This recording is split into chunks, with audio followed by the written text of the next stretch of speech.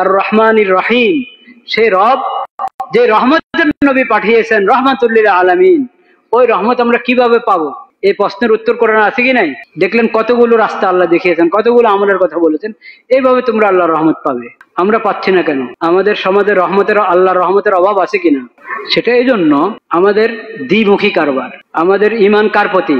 আল্লাহর রসুলের প্রতি, আল্লাহর কোরআনের প্রতি, ঠিক কিনা? কোরআনের প্রতি আমাদের ইমান আছে না? আল্লাহর রসুলের প্রতি ইমান, আল্লাহর প্রতি ইমান। ইমান না থাকলে তো মুসলমান না। আল্লাহর প্রতি ইমান আছে, আল্লাহর রসুলের প্রতি ইমান আছে, আল্লাহর দেওয়া আল্লাহর অবতীর্ণ করা কোরআন কারীমের প্রতি ইমান, আল্লাহ যে শরীয়ত দিয়েছেন নবীর মাধ্যমে সেই শরীয়তের উপর কি আমাদের ইমান একদিকে, আমাদের আচরণ আরেক দিকে। এটা হলো মুসিবত আমাদের সমাজে যে রহমতের অভাব। এটার কারণ হলো ইমান এনেছি কিন্তু আমাদের চাল চলন, আচরণ, উচ্চারণ, কর্মকাণ্ড এগুলো অন্যদিকে, ইমান একদিকে কর্মকাণ্ড বিপরীতমুখী। এই যে এখন সিরতের আলোচনা পুরো দেশে আপনি দেখবেন রবিউল আউয়াল মাসে সিরতের আলোচনা হচ্ছে। নবীজির সিরত তো 12 মাস আলোচনা করার বিষয়। মুমিনের পুরো জিন্দেগি তো নবীজির সিরত অনুযায়ী হবে। সিরতের চর্চা শুধু রবিউল আউয়ালে হয় না, এটা পুরো বছর সব দিন। আমি যদি সুন্নতের উপর চলতে চাই প্রতিদিনই তো আমাকে জানতে হবে, বুঝতে হবে এই বিষয়ে নবীজির সুন্নত কি। একজন ব্যবসায়ী ব্যবসা করছে, দোকানদার দোকানে যাচ্ছে, দোকান খুললো, তার বুঝতে হবে কিনা যে দোকান পরিচালনার ক্ষেত্রে নবীজির শিক্ষা এটা জানতে হবে কিনা, না জানতে হবে না? গ্রাহক দোকানে যাচ্ছে, একজন গ্রাহকের ব্যাপারে নবীজির সুন্নত কি এটা জানতে হবে না? এরকম আমাদের জিন্দেগির সকল অঙ্গনে সব শ্রেণীর মানুষ, সব পেশার মানুষ নিজের পেশার ক্ষেত্রে, নিজের কাজের ক্ষেত্রে একবারে ঘুম থেকে ওঠার পর থেকে নিয়ে আবার বিছানা যাওয়া পর্যন্ত, ঘুমের সময় ঘুম ভাঙলো তখন, সর্ব অবস্থায় নবীজির শিখানো হেদায়েত কি, আল্লাহ এই বিষয়ে কি হেদায়েত দিয়েছেন, এগুলো জেনে এগুলোর উপর আমল করার দরকার কিনা। তাইলে আমার নবীজির সুন্নত, নবীজির সিরতের প্রয়োজন বছরে একবার পড়ে না প্রতিদিন পড়ে? প্রতিদিন, সব কাজের ক্ষেত্রে প্রতিদিন। তো ওটার চর্চা কোথায় করি আমরা? নবীজি শিক্ষা দিয়ে গেছেন একটা পবিত্র সমাজ যেটার মধ্যে না কোনো জুলুম থাকবে, অন্যায় অবিচার থাকবে, আর না যে সমাজের মধ্যে কোনো ধরনের অপবিত্রতা, অশ্লীলতা থাকবে।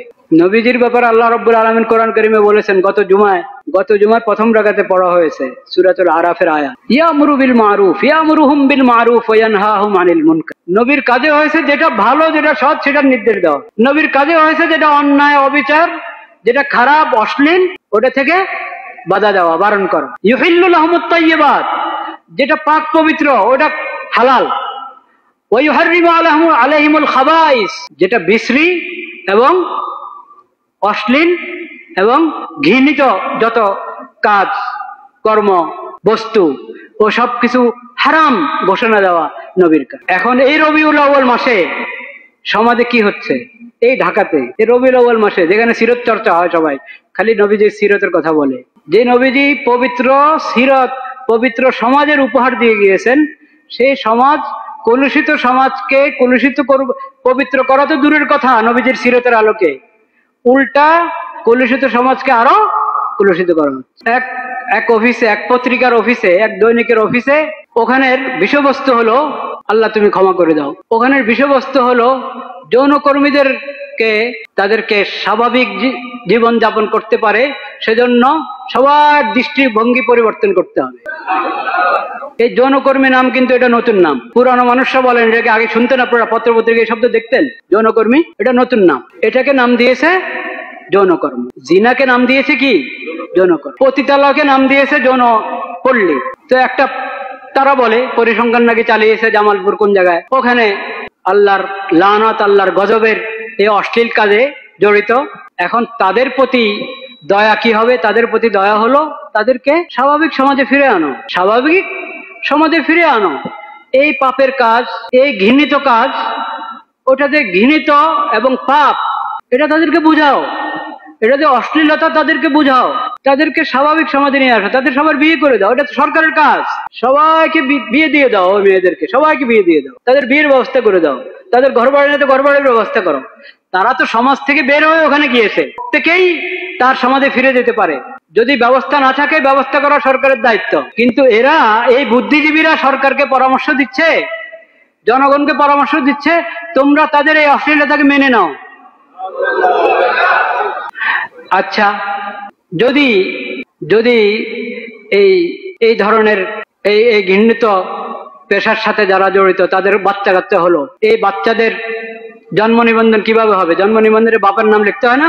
তো এদের জন্ম নিবন্ধন কিভাবে হবে? এদের জন্ম নিবন্ধন নিয়ে একটা জটিলতা। এখন তারা পরামর্শ দিচ্ছে এটাকে স্বাভাবিক করো, মানে জন্ম নিবন্ধনে মায়ের নাম দিলে তো হয়, বাবার নামের দরকার কি? বলেন নাউজুবিল্লাহ।